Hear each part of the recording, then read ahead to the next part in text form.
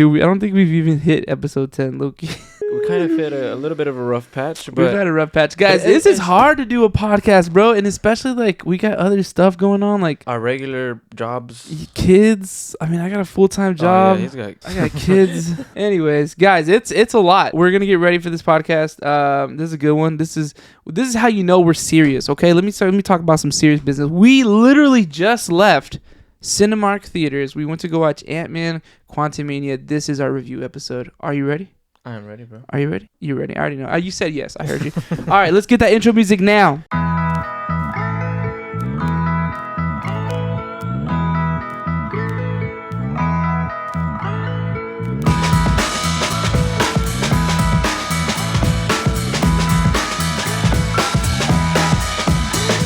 Welcome to another episode of the You're Late podcast. Oh my God, that sounds so amazing. Dang, it feels good to say it that again. Sounds. I want you to say it again. Okay. I feel like welcome to another episode of the You're Late podcast. I am your host, Chris. I am your host, Vince, and welcome back, guys. I'm super excited to be back. I am super excited to be back. Sound like No, guys. I'm excited, guys. No, we're freaking excited, guys. I mean, it's like Loki. Excitement out of that.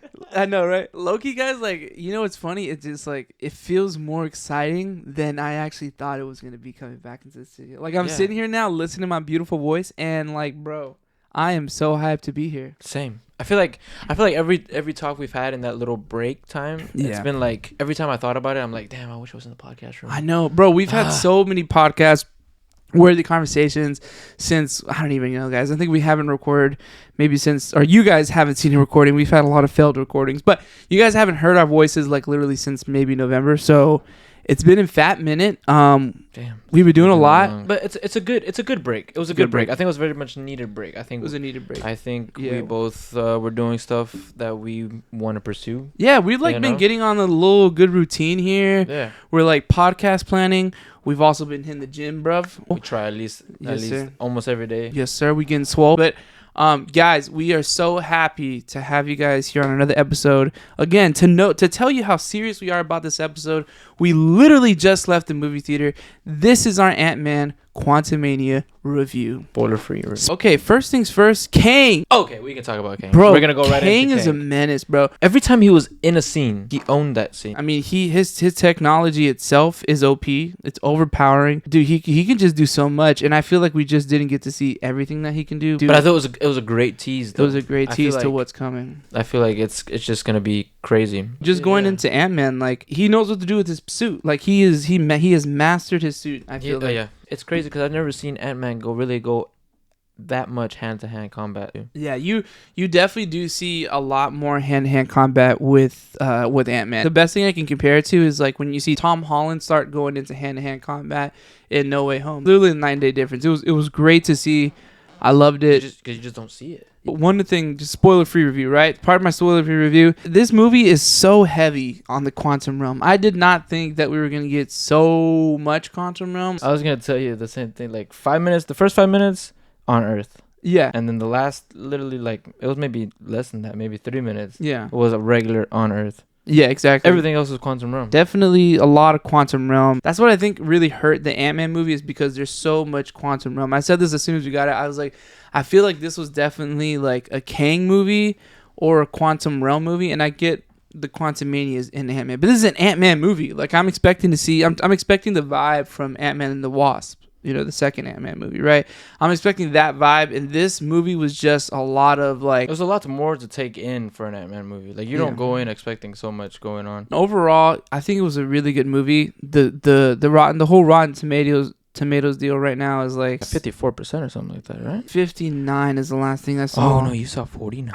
Oh yeah, I did see 49. You're right. That's harsh. 49. Harsh. That's really hard. I mean, honestly, that's really harsh for this movie. This movie was better than what the critics say. I mean, it says it right here. I mean, 49% tomato meter and an 84 audience score. And I feel like as a movie fan, especially with the MCU and everything like that, you shouldn't really depend on this too much. But a lot of people do. That's the first thing we're gonna look at. We're not the first people to go see the movie, right? Exactly. I mean, like, we got critics out there already giving us their thoughts and everything. You see the score, you're like, ah. And then the audience score is like way up there. Yeah, the audience score is up there, man. I mean, like, what the heck is wrong with y'all? We look like a DC movie. I know. Y'all making MCU look like DCU, bro. What's going on? What's going on, man? But no, overall, this movie was great. It had a lot of good adventure, bro. Loki, if you're really like, if you're hearing a lot of stuff about the jokes and how they land, the jokes in this movie land way better than Love and Thunder. Like, oh, for sure. For sure. Like, I feel like with Love and Thunder, it was like wrong place, wrong time. This movie, like, the jokes hit. I think they knew when to be serious and kept it serious. Yeah. And then when to be, like, when it was okay to throw a joke in there, it was totally fine. Yeah, exactly. This movie did great. And Paul Rudd is just... Paul Rudd's classic, man. Classic. I mean, dude. You can't never go wrong with his humor. It's... Yeah, you know, like, he owns it. Definitely brings a lot of charisma to the movie. He lightens it up a lot. I mean, you see it in the trailers, like him narrating. Like, that is Paul Rudd. Like, this happy-go self. I wouldn't be surprised if that was improvised. Yeah, exactly. That's crazy. You know? Now, going into our spoil review. Spoiler review, guys. So if you guys don't want any spoilers, go watch the movie and come back later. Yes, go ahead and skip this for, like, I don't know, 10, 20 minutes. I don't know. But, so just kind of starting off at the very beginning. Literally, the movie doesn't really start until we get the whole fact that Cassie kind of ruins things and she's sending a signal to the quantum realm, right? It was kind of cool, though. Like, her whole reasoning behind it was to be able to find her dad. Cool. Like, if you were stuck in the quantum realm, I would have found you if I had this tech. Yeah, like, if you were still stuck in there, I would have been able to go in there and pull you out. That's low-key like some Tony Stark type shit. You know what I mean? Like, Tony Stark is that kind of guy. You know? Oh, Tony Stark did it for basically the whole world. Well, he did it for Peter. Ooh, he did do it for Peter. He did do it for Peter. Thank you, Spider-Man. Thank you, Spider-Man. You know what I kind of like, though, too, real quick, going into it? I love the whole, like, at the beginning, like, Cassie and Hank and Janet, like, the whole granddaughter vibe. Like, they have no bloodline at all, but like, they have that vibe with each other. We didn't even see her mom at all. I honestly, I'm okay with it. I didn't really need him. Yeah, me neither. I didn't need them. Mom and stepdad didn't really need you. No, I mean, the movie definitely starts as soon as Cassie messes up and they get stuck in the quantum realm. Now, just a couple things right off the bat. It was a lot of quantum realm. I mean, it was so much that it was confusing. I just like, literally right off the bat, I was like, I could not wrap my brain around, like, what's going on. Like, first thing we get hit with is literally just setting, right? We get a new setting, new quantum realm, which is completely way better than what it looked like in Ant-Man 2. This just looks like we said before in the trailer reaction, this is like a HD high def quantum realm. There's a lot more to look at. The other one just showed it did show like a city in the background. Everyone was Hank even mentioned it too, low-key. He's like yeah, it didn't look like this last time I was here. Maybe Kang had something to do with it or something. Nah, I think Marvel just had to enhance the MCU based on their... Yeah, man. I mean, where Cassie and Scott land, they literally land... what looks like right where Hank landed to find... Like, right on it. Yeah. Janet. You know what I mean? So I feel like it just... Anyways, like, the place... They definitely have so many different settings. They have, like, a nice fancy bar. They have Kang's little empire. They have where... all these rescue people or not these rescue people, but these survivors are at. They have like this desert in the middle of nowhere. Like all these creatures flying around. Like, they have so much going on. And that's definitely what throws you off about this movie. It's just like, this is definitely a quantum realm movie. Because it's so confusing, I low-key hope we don't see the quantum realm anymore. I think we had a couple good movies with enough quantum realm, especially after this one too. Mm-hmm. You know, that's why I thought low-key. I feel like we're gonna answer it maybe one last time. You think so? I mean, maybe a couple back and forth type stuff, but that's about it. That's all I can think of. The only thing is just to see how Kang. Hold on, we're ahead of ourselves. We're going into Kang. All right. Let's go into the characters real quick, because we get thrown into a lot of characters right off the bat. We get into these survivors. We get William Jackson Harper's character, which I low-key really, really liked. I really enjoyed. I feel like we didn't get enough of him. He's a really good actor. You get a character, you get his powers, boom, it's a character. Yeah. You really don't need much from it, and it'd be nice to just have him involved as a superhero moving forward. Maybe not a superhero, but maybe like just like a mutant or like a just a person with powers. You know what I mean? Like you get him, you have him. He's already kicking booty. He's already kicking butt. He's already a character moving forward. So, and I did want more of him, especially the little side characters. The little guy with the jelly guy. The jelly guy. Do you have holes? How many holes do you have? I have holes. I thought he was gonna eat it there, but then that's the last thing I expected in that moment. I don't know why. No, same here. And he definitely gave me like Korg vibes. Like I feel like Scott can hang out with this dude nonstop. Even the other dude with the light as his head. Oh yeah, that guy was dope, that man. Guy was cool. That guy was cool. Torture him. Yeah. He's like, what is up with you and torturing? Like these characters, they were lit, literally lit. So yeah, they were definitely great. One thing I was a little disappointing was Bill Murray's character. Remember we talked about it? Like he gives me Grandmaster vibes. Like you thought that he was gonna be the guy who owns that little section of the place. Yeah, right? like he was top. I mean, he was top shit, but like he wasn't like. You saw him for like 5 minutes. That's it. Yeah. Maybe less. I thought he'd be in there more. You know what? This is what I was telling. This is what I was talking about when we left the movie. Was that I don't think you were there for that, but I was like, it would have been dope to have Bill Murray. Like let's say they all escape, they keep Bill Murray in the ship, and then as like literally once they face Kang the Conqueror, then Bill Murray like betrays them. Like do it later on. Maybe gain their trust for a little bit. You know what I mean? Yeah. And then at the very end, it's like, well, here you go. Here's the guy. People I brought all of them. He's like, I brought him to you. That would have made a little bit more sense. And we got a little bit more Bill Murray. I mean, of course that guy's old, but like his charisma, the way he just carries himself. Bad guy to the table. Though. Yeah, he would like Grandmaster. He would have made a great like side villain. And he was, but like we just didn't get enough of him. The way he died too is Speaking of side villains, MODOK. MODOK. Bro. What is wrong with you, Marvel? I mean, honestly, this is the only thing that I am so pissed off about. Granted, I'm not the biggest MODOK fan, right? I'm gonna be honest with you. Everyone was crying about how he looked, right? Because we thought thought like that face thing that we've seen everywhere, that was gonna be MODOK. Gladly, it wasn't. Yeah, he has a face underneath. And how it looks, it's comic accurate. I'll give him that. That's as much as I'm gonna give him though. The way he looks. Pretty great. Yeah. It's pretty great. But that's about it, though. Yeah. That's the only place I'm going to stop it at. Yeah. Everything else was very disappointing with him. He's supposed to be, like, this smart, super genius person who, like, is difficult to defeat. And this guy was just a little punk. He was like the Conqueror's bitch, basically. Yeah, he was. MODOK was the Conqueror's bitch. I'm going to just say it right now again. He was. I mean. That's basically the best way to put it. It would have been dope for him to, like. I like doing this. I like writing my own story. But it would have been dope for them to write this in where MODOK goes against Kang. He realizes Kang is too powerful. MODOK wants to be overpowered, and then he goes against Kang for his own self-pride, and then he escapes, and then like you'll see him in another movie. And then like okay. But they just killed him off. They just killed MODOK off, and it was like. He was like, I'm an Avenger now. Like, bitch, no, you're not. And I just hated like his character now. Like in the first movie, he was like. He was mean. He was a mean dude. Dude, honestly, he was more intimidating in Ant-Man 1 than he was in this movie. Yeah, I didn't even find him intimidating in this movie, to be honest with you. No, not at all.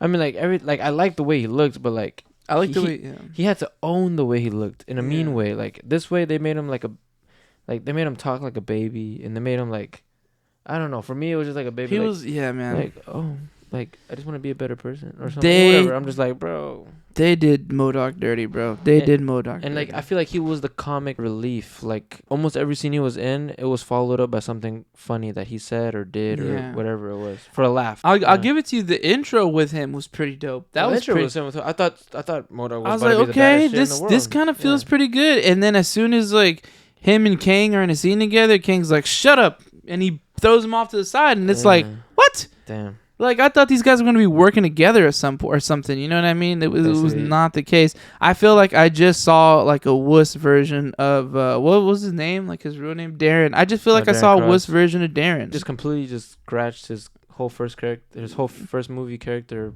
I know. And I low-key thought, like, yo, I want to see what MODOK looks like in the MCU. Like, I've always kind of wanted to see him. Even though I'm not a fan of the comic and, like, the storyline of MODOK, I've always wanted to be like, yo, like, maybe they can get me into him, and they just did not do this in this film. Like, MCU just, they just threw him away. They just threw that character, boom, we'll never see you again. That's closing the door for MODOK. Looking at it, Darren Cross reminded me of, like, the Red Skull. Like, you know, like, Yeah, but the Red Skull is way more I know, intimidating. yeah, for sure. But like the Red Skull, like like whenever the Tesseract takes him away, Yeah, and then we see him later. That's basically what happened with Darren. but But it was just a way crappier version. very crappy. It was just for a laugh. That's all it was. They definitely should have saved like MODOK for like a Miss Marvel something. You know what I I mean? don't know, something. I wouldn't even mind him, just getting really beat up in this movie, but in a good way. Yeah. Like he got beat up, and he come back maybe or something like that. But I feel like it was just a laugh. I feel like MCU didn't like it, and they just threw him away, which is kind of, like I said, disappointing. But we got Kang, the main villain of the movie, Okay, and at least Kang made up for it because Kang did make up for it. Maybe it's just me, but it kind of felt weird that it's not that he was so easy to defeat, but like I thought he was gonna escape, and that was it. I didn't think they were actually gonna defeat him, low-key. You didn't think they were gonna get it? Yeah, I didn't think they were gonna win. Remember my whole theory about this movie was that like Scott was gonna lose with Kang, and they were both gonna be trapped in the quantum realm, and then a few other characters died. I'm surprised no big name character died. Bro, I thought Hank was gonna bite the dust, low key. I thought Hank that bit the dust when That ship. When was it MODOK? MODOK. Yeah, MODOK.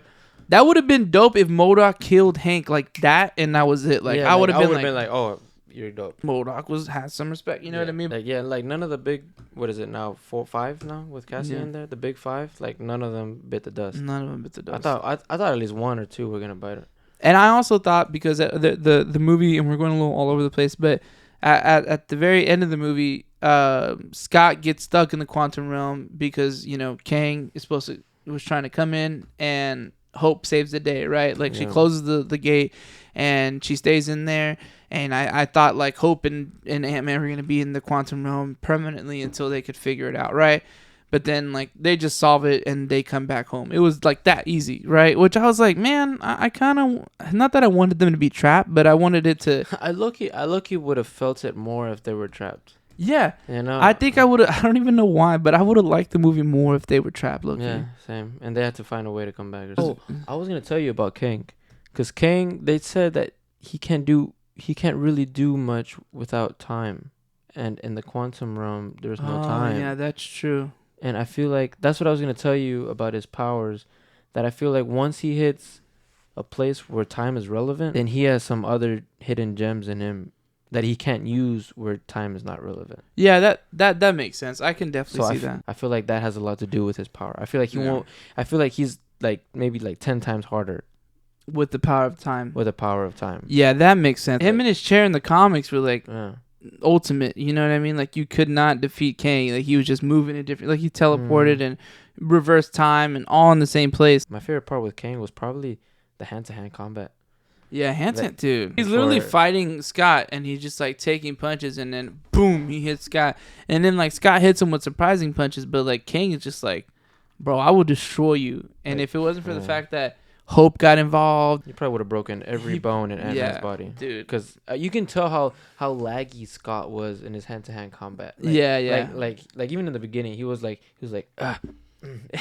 But Kang would just boom, boom, boom, boom, boom, boom. It also sucks because like I hate to say it, but like Paul Rudd in general, like just seeing him, you don't really see him as a fighting. Just seeing him as a fighter, bro. Like it's kind of like you can kind of almost tell that like this dude does not know how to fight. I'm a lover, not a fighter. Yeah, like you can definitely tell, bro. Like I was like the way he was throwing his punches, I'm like, that doesn't really like it didn't really match. Now going into Scott and his hand-to-hand combat. Oh.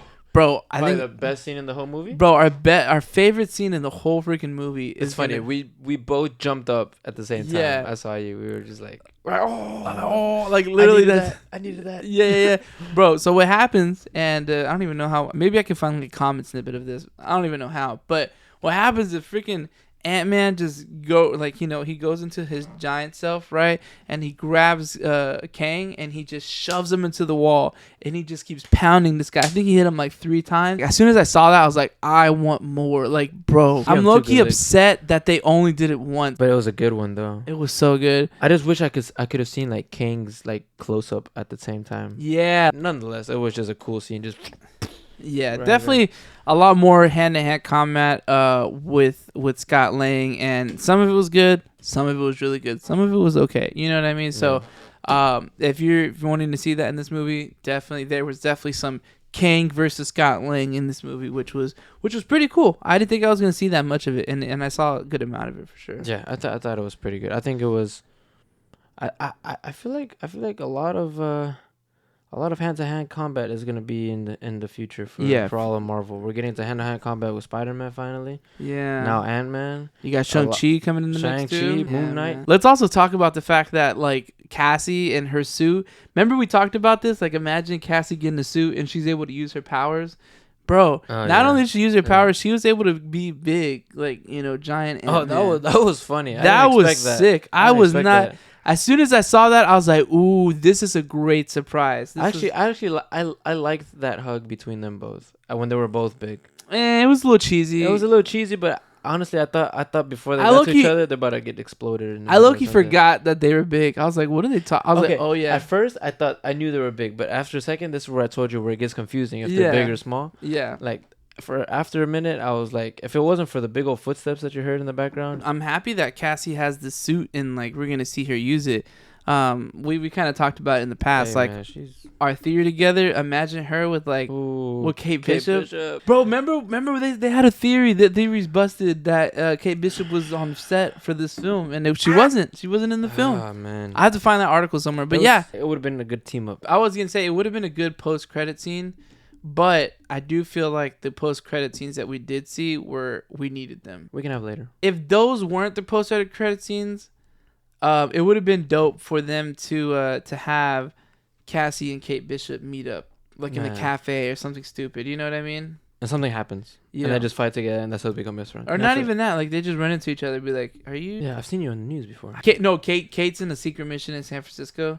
And they run into each other. Anyways, I feel like they make a great duo, low-key. I mean, I feel like they both have like a good persona. Bro, they recreate the scene. Which one? The Hawkeye scene where Ant-Man's on the arrow. Yeah. That would be dope. Girl power though. That's the one that's completely switched around. Y'all got to do it, MCU. Y'all definitely got to do it for sure.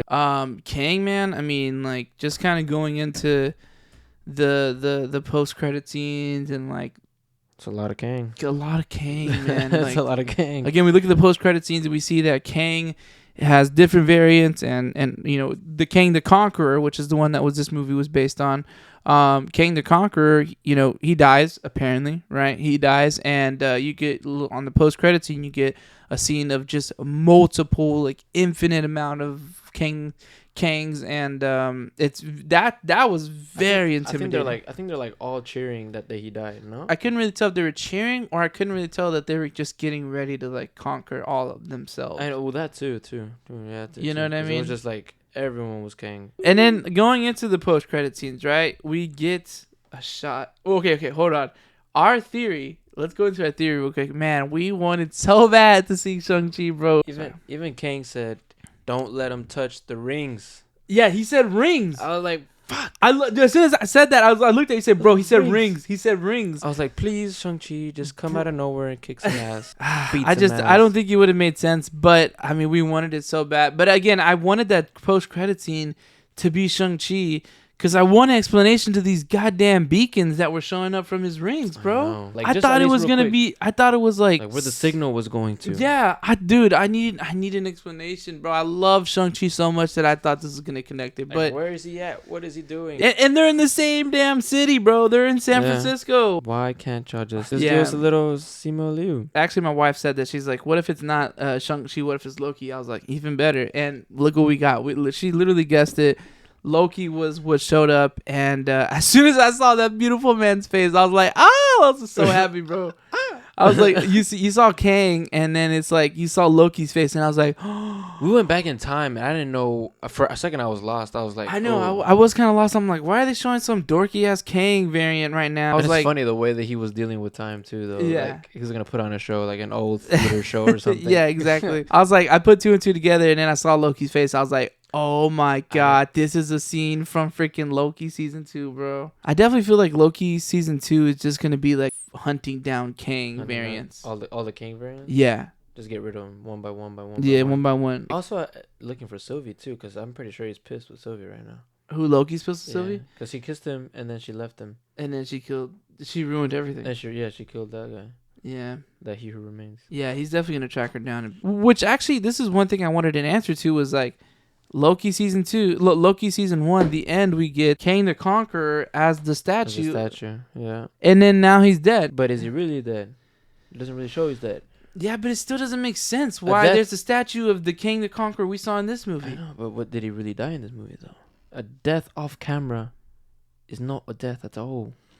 That's true, bro. But still, man, I wanted an explanation. Is what I wanted. Yeah, no, we just want stories to connect. I know. From everywhere. No, que pinche Kevin Feige said that we were gonna get stuff connecting. It's the way he doesn't even connect anything. He just made it. He just made it make sense a little bit. That's all he did. Like Let me turn the notch up a little bit. It was basically us preparing and introducing Kang. Yeah, that's all it was. But yeah, so pretty much more of the story is that we know how strong Kang is. There is more Kangs coming, and this is like Scott's little, Hulk moment where Hulk gets, he gets sent to warn everyone that Thanos is strong. You know what I mean? This is Ant-Man's way of like something's coming, and he keeps it to himself, but like. That's what I'm scared of. I just hope he doesn't keep it to himself. I feel like he's scared, but like he's like, we'll be all right. Hopefully, yeah, I know. That's what it is, but man. That's scary though, because then the same thing is gonna happen to what to Janet Van Dyne happened. She didn't tell anybody about what's going on in the quantum realm, and look what happened. Yeah, like someone's gonna accidentally bring Kang where he needs to be. All right, this was a long podcast that we did not think was gonna be this long. So we have a lot of editing to do, but 30-minute podcast. It's. All right. More like an hour and 30 minutes. But yeah, guys, we were just honestly happy to be back. I hope you guys enjoyed this episode. There's gonna be just a lot more content. I feel like we got our setup for unboxings. We got some places that we gotta visit in Houston. Yes. And if you're a collector out there, or if you're someone out there in Houston who wants to collaborate and make content, let us know. We're down and open for any of those ideas. We just want content, guys. The Year Late podcast is going to be turning into definitely a podcast, but it's also going to have a lot more content that we're going to be publishing on our socials, on YouTube. Yeah. We're going to be making a lot of content. We want to get out there. We want to show our faces. And, we just want to have a little bit more fun with it instead of just kind of being enclosed in this room. And I feel like we got a lot to offer. So we hope you guys are ready for this weekly content that we're going to be posting. It's game on from now on, guys. Yes, sir. Let's do it. All right, guys. All right. Well, again, this is another episode of the Year Late Podcast. I'm your host, Chris. And I'm your host, Vince, guys. Thanks for watching. See you on the next one.